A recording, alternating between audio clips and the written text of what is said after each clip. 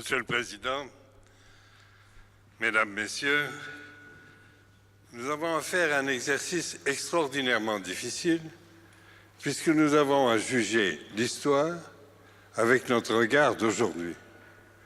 Est-ce que nous aurions fait, avec ce que nous savons aujourd'hui, ce qui s'est passé hier? La réponse est évidemment non.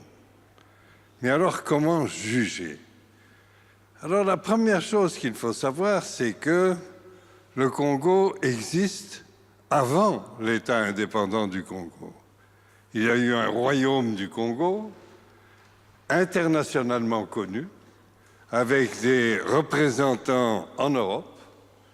Il y a eu un royaume chez les Loulouas aussi, mais qui n'avait pas le même destin international. Et ce royaume a été détruit par les violences venant des esclavagistes, avec toutes les horreurs que ça signifie. Et un des mérites du roi Léopold II a été de mettre fin et de créer les conditions pour mettre fin à cet esclavagisme, ce qui était un élément important. Avec l'orateur qui m'a précédé, il a indiqué que lorsque l'État indépendant du Congo est devenu le Congo belge, la Belgique s'est réjouie. Si on veut bien consulter l'histoire, la Belgique est devenue puissance coloniale à reculons. Mais carrément à reculons, hein? Pas hésitant, très inquiète de ce que ça impliquait, quels étaient les problèmes. Et donc, elle a mis en place une structure. Et je pense qu'il est très intéressant de regarder ce qu'était la mission des administrateurs de territoire. Les administrateurs de territoire avaient comme première mission de s'assurer de la protection du territoire dont ils avaient la responsabilité. Et ça voulait dire à l'égard de toute autorité, qu'elle soit une autorité coutumière qui a continué à être reconnue, ou que ce soit une autorité économique qui visait à exagérer ses exigences. Et ça a été un élément extrêmement important.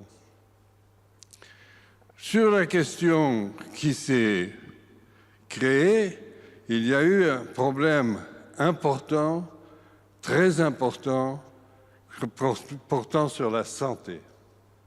Et les épidémies se sont renforcées sur cette période, et dans la même période, on a essayé de les contrecarrer.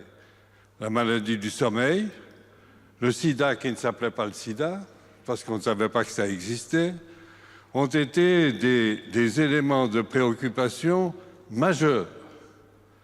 Et dans le même temps qu'il serait vain de croire que des choses qui n'auraient pas dû se passer se sont passées, il se serait stupide de ne pas reconnaître que des choses importantes, positives se sont passées.